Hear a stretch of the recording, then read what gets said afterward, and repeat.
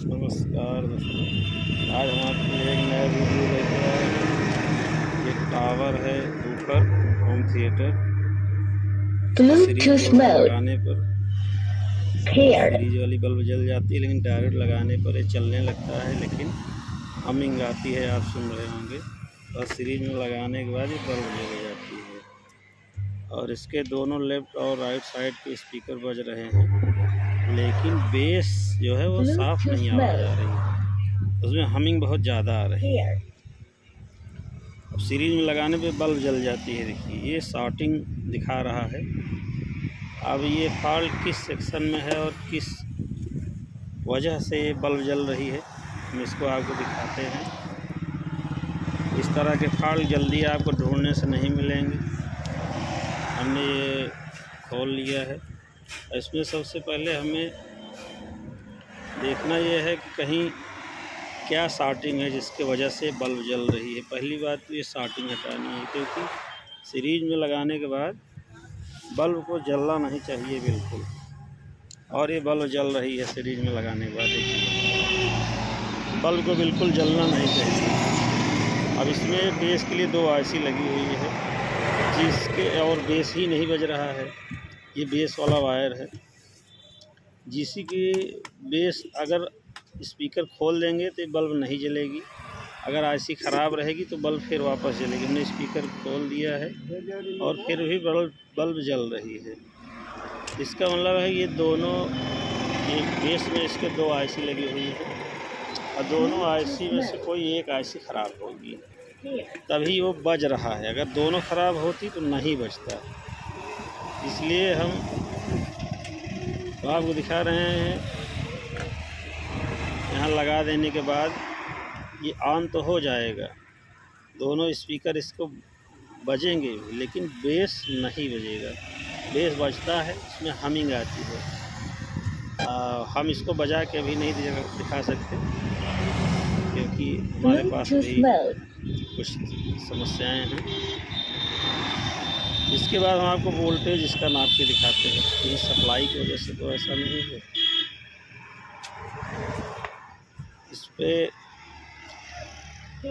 16 volt plus और 16 volt minus 2 supply आती है।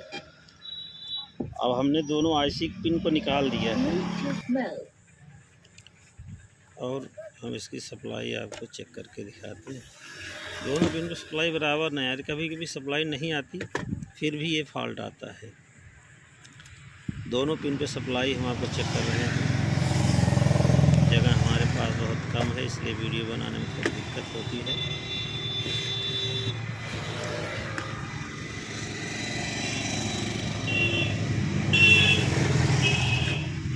एक पिन को ग्राउंड करेंगे, दूसरे पिन से बारी बारी से सप्लाई देंगे।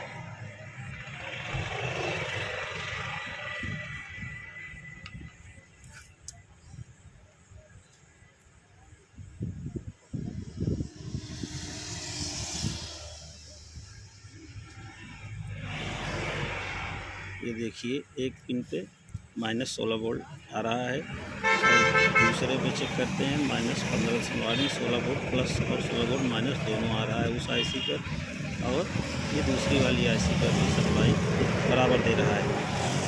अब हमें कुछ नहीं करना है। अगर वापस फिर से चेक करना है आपको, अब वो जो दोनों पिन लगे खाली किए गए हैं, दोनों पिन के आप शॉर्ट करके चेक कर सकते हैं कि कौन सी आईसी ख़राब है। देखिए ये हम दोनों पिन शॉर्ट करते हैं, और ये दोनों पिन बारी बारी से शॉर्ट करेंगे। जिसमें बल्ब जल जाएगी समझिए वही आईसी ख़राब है, क्योंकि 2 आईसी लगी हुई है। एक आईसी लगी होती तो कन्फर्म होती। एक शॉर्ट कर दिए नहीं जली, दूसरी को शॉर्ट कर दिए जल गई।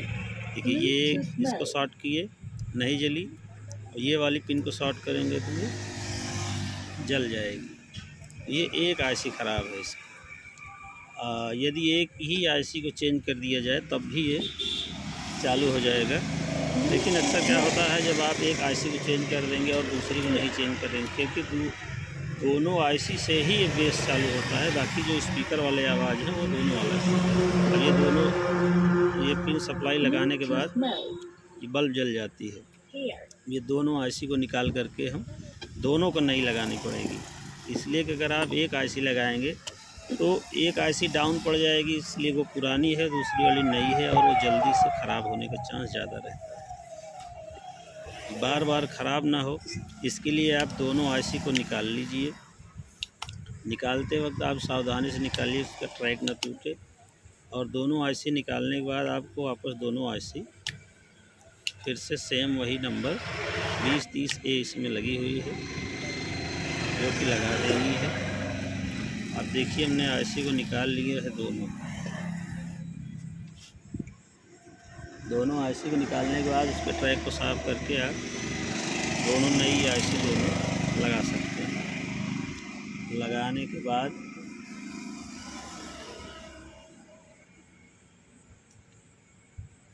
दोनों सेम आईसी हैं और दोनों एक ही नंबर की होती है। जो टावर होता है, टावर में 2 आईसी लगा करके बेस चालू किया जाता है ताकि अच्छा बढ़िया बेस मिले। बाकी स्पीकर के लिए लेफ़्ट और राइट एक ही स्पीकर लगे हुए होते हैं। ये हमने नई आईसी ली है और अब इसको लगाते हैं। आईसी लगाने के बाद ध्यान रहे कि इसमें जो हीट सिंक पे पेंच लगाकर इसको कसा जाता है, इसको ज़रूर कसें, नहीं तो आईसी बहुत जल्दी गर्म हो जाएगी और ख़राब होने के चांस बढ़ जाएगा।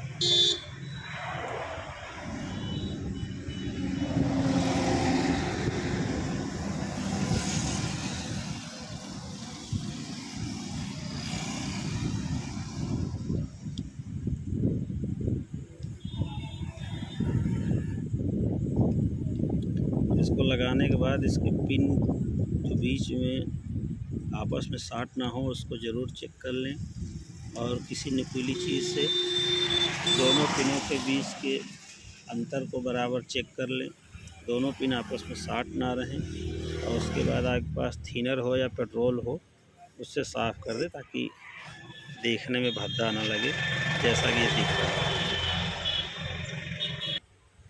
इसको पेट्रोल या थिनर से अच्छे से साफ़ कर दें ताकि सीलन वगैरह ना रह जाए और कहीं शॉर्टिंग ना रहे, नहीं तो वही प्रॉब्लम फिर से आ जाती है जल्दी से। आईसी ख़राब होने का चांस ज़्यादा रहता है,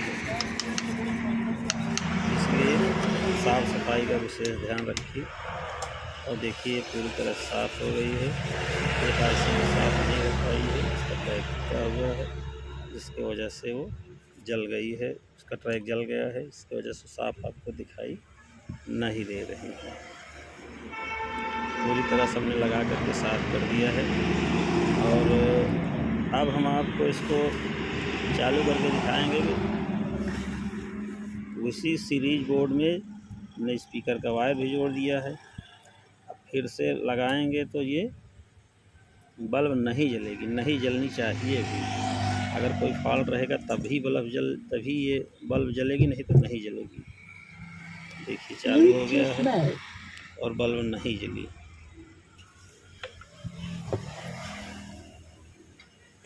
हम इसमें DTS से ऑडियो देंगे और बजने लगेगा, बेस भी बजेगा और वो भी बजेगा। देखिए मैं कुछ असुविधा है जिसके कारण हम इसमें चिप से या USB से या ब्लूटूथ नहीं बजा रहे हैं और DTS से देखिए बजने लगा और बल्ब भी नहीं जल रहा है। नहीं तो इसमें लगाने पर ही तुरंत बल्ब जलने लगता है।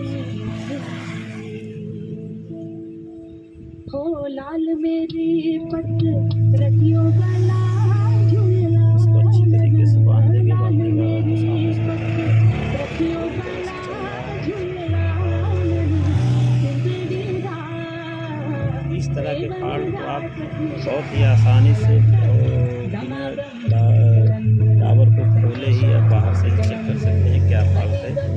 जैसा टावर या होम थिएटर कोई भी यदि आपको सकता है, यदि आपके पास सीरीज बोर्ड है तो आप सबसे पहले सीरीज बोर्ड में उसको लगाएं, और जैसे ही उसको लगाएंगे बल्ब आपकी जलने लगेगी स्लो में, धीरे धीरे बल्ब जलने लगेगी। तो आपको कुछ करने की जरूरत नहीं है, सीधा आप आईसी को देखिए किस आईसी से वो बल्ब जल रही है, वही आईसी आप निकाल कर चेंज कर दीजिए, बल्ब भी बंद हो जाएगी और आपका होम थिएटर भी चालू हो जाएगा।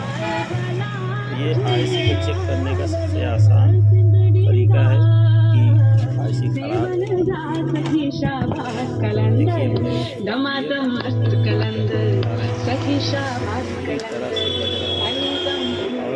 बल्ब भी बिल्कुल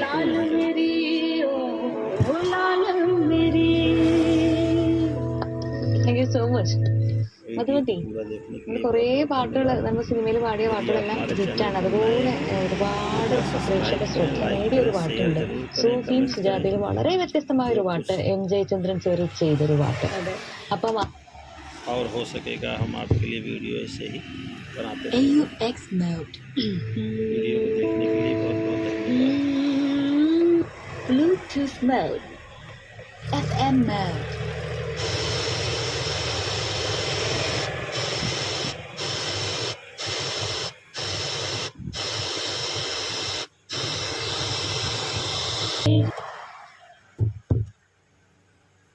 AUX mode. ശരിക്കും ഒരു പാട്ടാണ്. അതെ, ഒരു ഐഡിയ ഇല്ലാതെ പോണത്. എനിക്ക് നല്ല ഓർമ്മയുണ്ട്, ഞാൻ ചെന്നൈയിലുള്ളപ്പോൾ എന്നെ അവിടെ KD വിൻസെന്റ് എന്ന് പറഞ്ഞൊരു അങ്കിളുണ്ട്, അവിടുത്തെ ആർട്ടിസ്റ്റ് മാനേജ്മെന്റ് ഒക്കെ ചെയ്യണ അങ്കിളാണ്.